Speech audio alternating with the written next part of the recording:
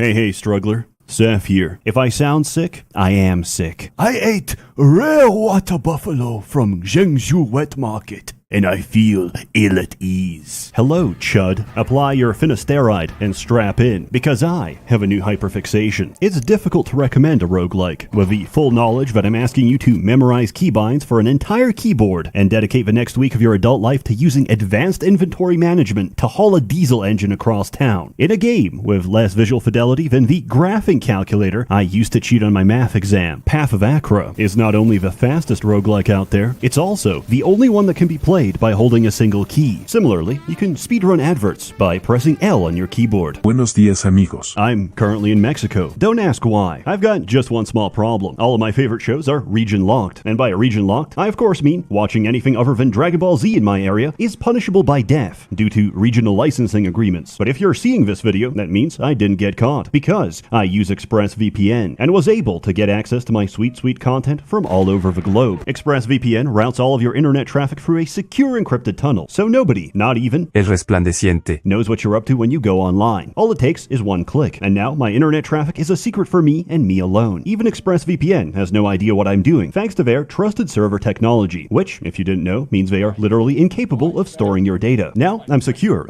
Hold on, I've got another problem. Every website is defaulting to this strange, alien language I've never seen before. I brought it to the local university, and after an hour of debate between the world's most premier anthropologists, they've identified it as Spanish. It would take a lifetime of study to decide which of these myriad incomprehensible buttons are hiding the language options. A lifetime that I cannot spare. Thankfully, ExpressVPN allows you to easily spoof your location to one of over 100 countries. Just pick your location, click connect, and you're done.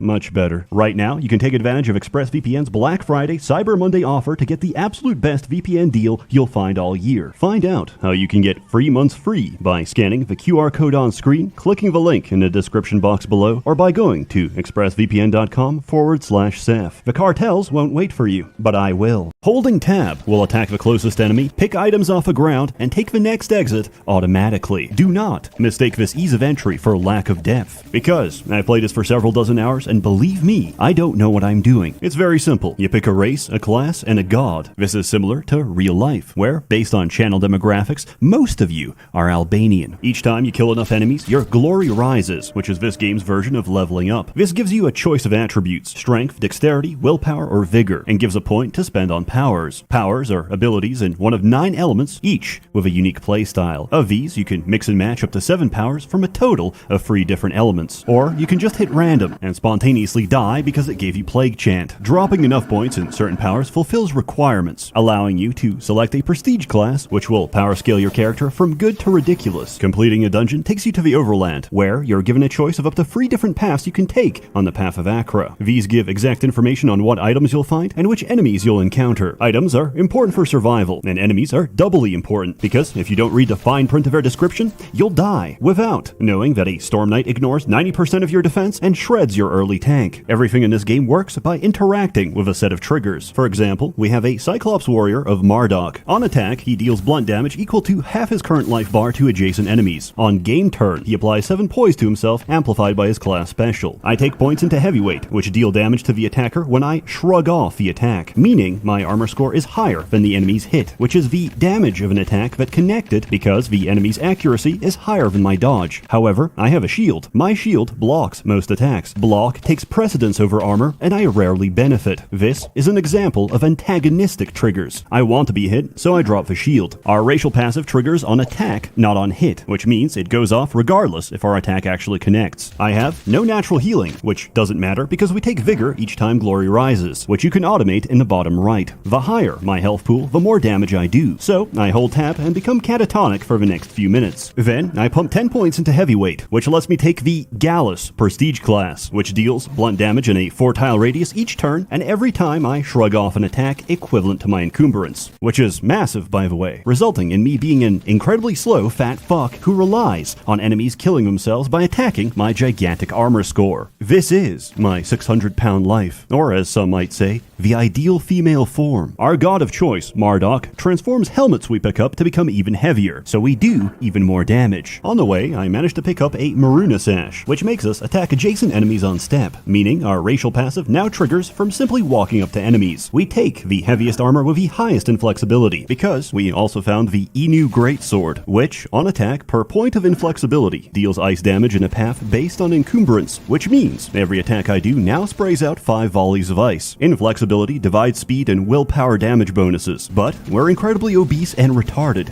so we don't care. Any items that aren't needed can be burned for extra stats by mousing over them and tapping free. At this point, we stack strength, get fatter, and keep holding tab. Keep holding tab so long you win the game. Congratulations on beating Path of Achra on the first cycle of humility. Good luck on the second cycle of degradation. I used to think the 6th cycle of annihilation was bad, until I reached the 16th cycle of rupture, but now I'm at the 32nd cycle of outer dark, and time is melting.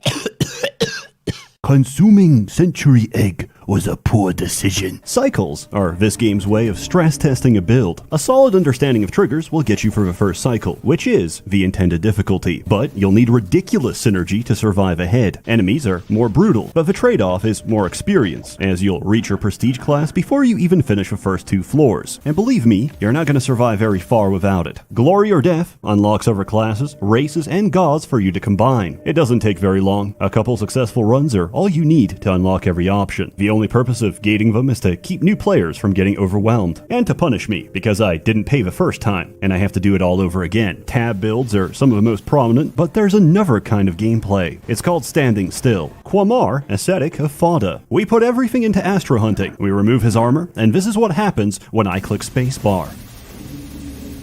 He Neon Genesis'd across the room, very evangelianly. Explanation: each time I stand still by hitting spacebar, Astro Hunting teleports me to the closest enemy and deals damage. And if I have no armor equipped, this also triggers on kill. Normally, after teleporting, you receive stasis, which prevents further teleportation. However, our god removes stasis on standstill, leading to a chain reaction, where each time I score a kill, I trigger Astro Hunting again and repeat the process. The build itself is garbage. The important thing is that you have another key to press. Summon builds are self-explanatory. You fill the screen with summons that do all the work for you. Viviabra, Druid of Ninhur. Your class weapon deals poison damage to the closest enemy on summon. Prestiging in Briar Mage amplifies all poison damage by the stacks of Entangle on an enemy, which you apply each time you summon. As most summons take place on entrance, you nuke the entire floor before the turn even begins. You win the game by entering a room. We've reached perfection because we're pressing no keys at all. Grove Cult fills the screen and heals you each time you summon. Grave Chant summons cadavers each time you make a kill, which propagates the feedback loop. In the event you don't win outright, Arbormancy and Overgrowth applies Entangle each time a summon attacks or is attacked. Venokinesis deals poison each time you entangle, and Dread Legion randomly steroids your forces each time they die, which are instantly replaced because we summon 2 Briarfolk, 2 Geezes, a Vine Spawn, and a Hatchling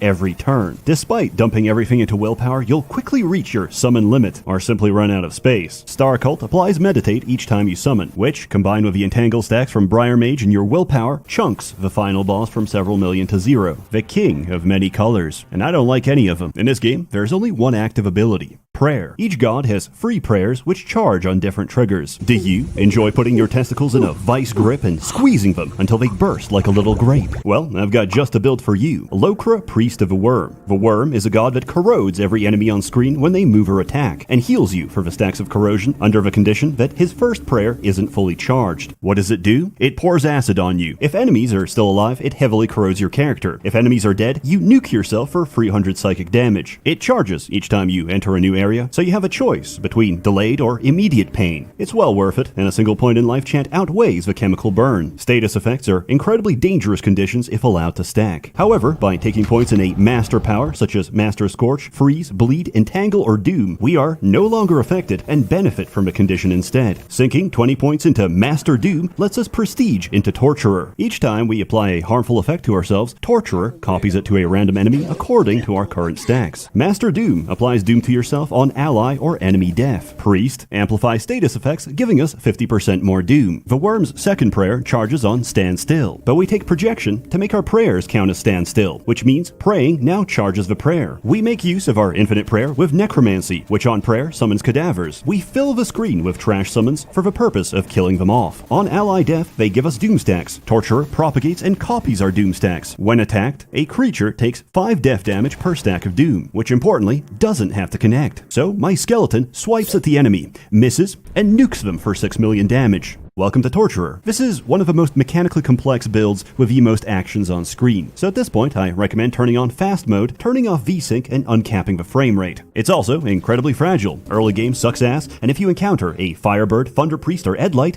you won't have to worry about any of that, because your run is over. With that in mind, here's something a little more reliable. Goblin Sorcerer of Apophis. Apophis gives strength each floor you climb, at the cost of taking 7% of your max health each time you're attacked. This is not a problem, because enemies will never reach you. 1 point in Burning Ooze, 10 points in Oozemancy, which summons a number of blobs equivalent to your skill level each time you pray. Each time you score a kill, your prayers reset, making this an infinite loop. To stop nuking your own summons, take Invigoration, Projection to make prayers count as standstill, Grove Cult to self-sustain on summon, and dump the rest into Star Cult. Anything that doesn't give meditate or trigger on summon, toss into the fire and get infinite speed because of your racial ability. Prestige into Ill Prophet and fill the screen with purple, and then punish people for standing on it. Or just go Archmagus and stack infinite meditate. Conversely, if you'd like to speedrun the game, take an Aslan of Ikshana, pray twice, and die on the second turn. In all seriousness, Virya Aslan of Eris. Aslans hate praying, and Eris hates prayer. They're perfect for each other. Eris rewards you for taking the most dangerous path by upgrading your main hand weapon so hard that it hits for 1,000,000 by the time you clear the first zone. Her prayers do nothing, but as long as they're fully charged, you become nearly invincible. Taking a lethal blow when a prayer is fully charged triggers divine intervention, preventing death and draining your charges. An apostle can exploit this by taking a god with easy charging prayers and dying repeatedly to reset his charges. Pair this with Gore-Tide for an even bigger nuke that scales with missing health. I couldn't figure this one out. Sometimes a synergy is there, but you just can't piece it together into a working build. This was the case for me with transform builds. I tried for the longest time to make Drake form viable. Prestiging into Ogum triggers prayers on initial attack. I can't pray or receive divine intervention, but I do get to be a dragon. Then I wake up and realize Azada is a shitty god, and I could be doing this with literally anyone else. They're still interesting, and if you ever want to disappoint your deity of choice, prestige horror form and watch the combat log as you bleed someone for 1,000,000 damage. You receive as many stacks of horror form as the damage you take, which uniquely goes into the several thousands. Triggering a different transformation replaces and inherits all of the previous stacks. Brood Umpuad of Humbaba. Each time we take damage, we get 1,000 stacks of horror form. Each time we're attacked but don't take damage, we trigger our class ability and convert this into 1,000 stacks of jackal form, which gives us approximately 3,000 speed. To put this into perspective, a game turn takes place at a speed of 5. High speed is crucial for fragile characters, and nothing is more fragile than basing your entire build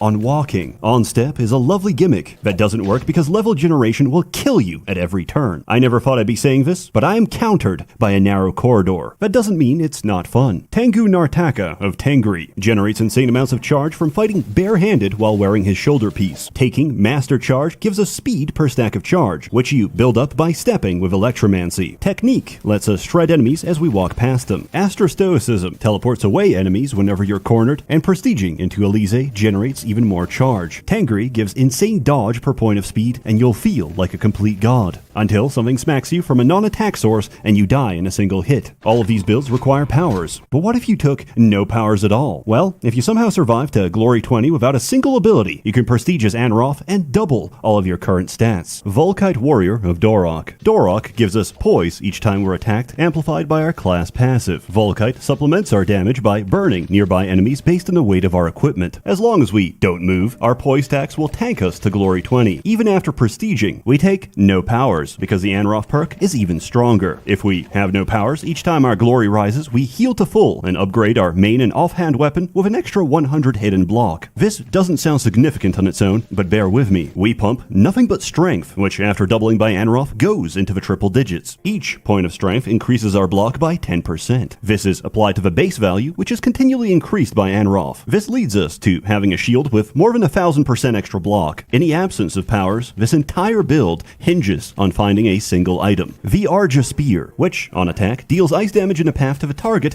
equal to our block. Since this number is about 300,000, we annihilate every cycle in the game, or we fail to find it because of poor RNG and this build falls apart. Success in the higher cycles is less about skill, and more of a dice roll if I actually get the items I need. In summary, there's a lot of builds out there, from berserkers that benefit from fighting completely nude, to hemogoblin summoners that win by self-harm. It's impossible to cover them all, which is what makes it so fun. Everyone finds something different. I cheesed through with a dodge stacking mesmer and fury crafted endlessly, until a friend saw the game and found a better build than anything I ever made in under an hour. This game is a fusion between highbrow and higher chromosome. The best builds are either made by master fury crafters or a Down syndrome savant, and there's no in between. Many games out there are wide as a lake and deep as a puddle. Path of Achra is a kiddie pool which you drown in, and 100 hours later, I'm still sinking. It's a slimline product with gameplay first, and in terms of graphics, yeah, I guess it has color. For the Zoomers that don't have an internal monologue or the ability to visualize an apple inside their mind's eye, here's what the game looks like to the rest of us. My only critique is that the sprites are sometimes such low fidelity that I can't interpret what they are. The golden litter is meant to be two hobgoblins carrying gold. I thought it was a caked up demon turd with muscular legs wearing heels. Naturally, it's not for everyone, but if you're neurodivergent and your nickname at school used to be